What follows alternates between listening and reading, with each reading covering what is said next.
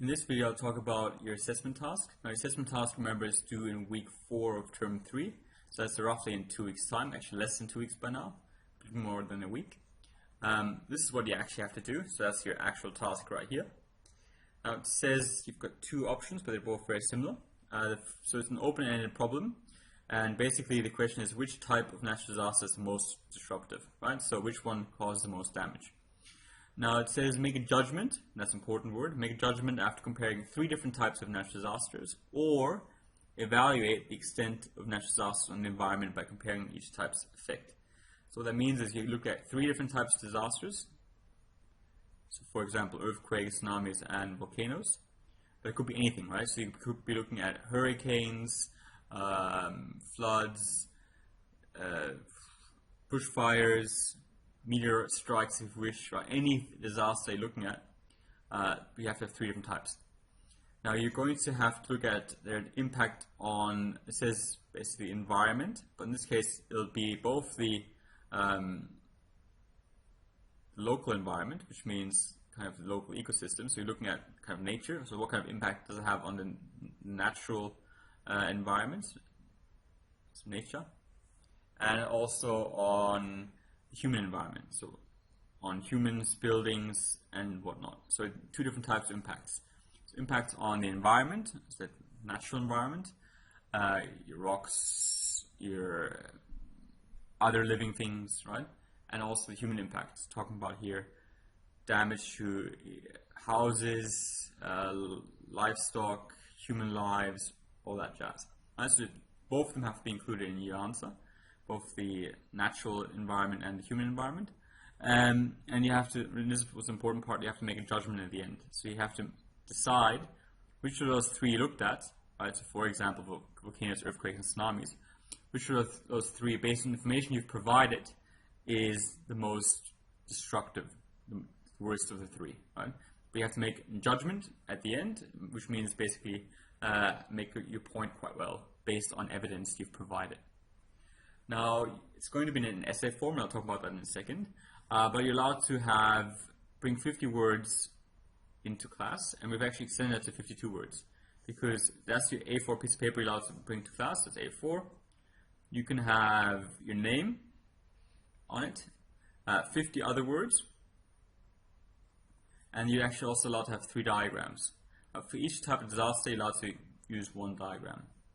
Right, so disaster number 1, diagram for that. Disaster number 2, diagram for this. And the third disaster, 1 diagram for that as well. Remember, any labels you would include would be part of your 50 words. So if you just have a diagram, no labels, that's no words at all. But once you put labels in it, you would be using up your words as well. Now, your words have to be written in pen or pencil. Now, what could make up those words? Well, those words basically have to help you remember your essay that you've written at home, right? So they could be important dates, they could be numbers, or they could just be any other information that helps you to remember your actual essay you wrote at home. Right, so don't write full sentences here, kind of maybe dot points, you're allowed to use Venn diagrams or brainstorming, any kind of shape you want to have it in, but it's supposed to help you jog your memory for your essay that you've written at home. Yeah. Now that's what you're meant to do. Now the marking guidelines look like this. And I'll go through the format. One example of a format you could be using, right? Because remember, you're meant to write an essay. And essays tend to have certain type of structure. So you might start with the introduction. You might write 3 paragraphs. So paragraph number 1, number 2, and number 3. Right? So you have your 3 paragraphs. And at the end you might have a conclusion. So that's an example of a format you can have. In the intro, well, we're talking about natural disasters, so maybe you can just discuss them, define them, make that part of your introduction, define natural disasters, what they are, right? And then briefly mention the ones you're looking at. Now in your paragraph, so if I were to have 3 paragraphs, well, each paragraph I might look at 1 disaster specifically, right? So I might first describe my disaster. Describing means I kind of go through how it occurs, the science behind what happens in an earthquake or what happens in a volcano, and what causes earthquakes and what causes volcanoes. to describe a disaster. It's something you should have in your paragraph. Then you might have some general information on your disaster. So for example, you might discuss, if you're looking at earthquakes, you might say since 1900, these are made up numbers, but since 1900, 1 million people have lost their lives in earthquakes, and there have been 50,000 earthquakes since 1900s. Right? So that's an example of general information. Then you also need to go into specific examples. So I'm writing here specific examples.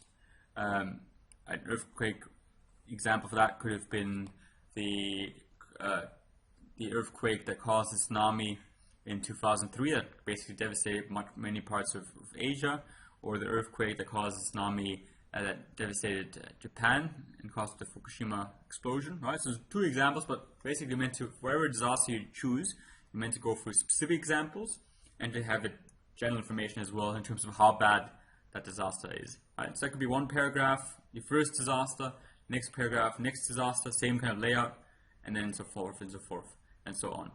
Now in your conclusion, remember it says make a judgment. Now in a judgment, you are meant to basically give your opinion, but that opinion has to be based on evidence. Right? So it's writing opinion based on evidence. So you might say, I've done all this research, I've looked at earthquakes, volcanoes, and tsunamis, and I believe that the earthquakes are the most destructive for both the natural environment and the human environment, and this is the reason why. And you give all the facts again, what you've discussed in your paragraphs. Right? So you have to, at the end, make a judgment, but it has to be based on evidence that you've mentioned in your essay. Right? So that's what we're doing in terms of making sure you've got everything well researched. You need to make sure, obviously, it's all there. Alright, so then in terms of your marking guideline, if you want to make sure you get kind of looking for your A, and that's what you should be aiming for, you need to show extensive knowledge and understanding of at least 3 different types of disasters. Right? So extensive means not just very basic. So obviously, for example, if I describe a disaster, if I describe how earthquakes occur, if I just say that earthquakes occur when the ground shakes, well, that's not wrong.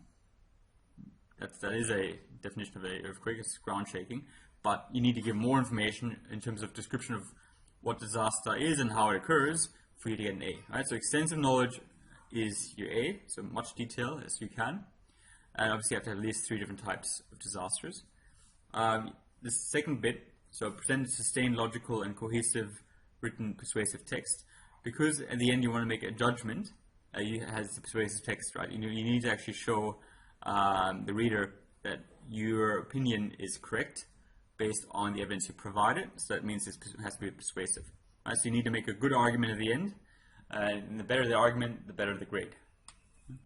And you also want to make sure you have shows clear and substantial evidence for a particular purpose and targeted to a specific audience.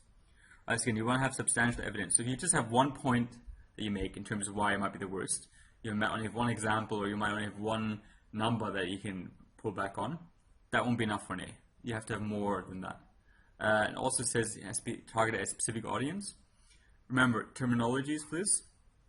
You want to make sure you use the correct terminologies. So correct terms to make sure you get an A. Right? As in, when we're talking about volcanoes, that you can mention things like magma and how it's formed when the continental and the oceanic plates collide at converging boundaries, right? So basically use your correct scientific terms when you write up your essay. But that's more or less what you should be doing, right? You would research at home, you would already write up this essay, right? So this essay I'm talking about here, this one here, is already written at home.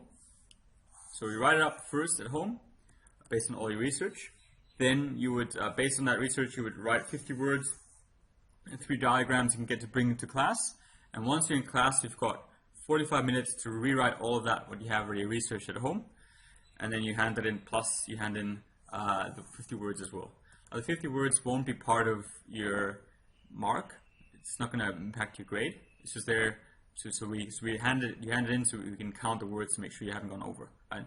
And do not go over. So 50 words is the limit. But that's more or less in a nutshell what you're meant to be doing.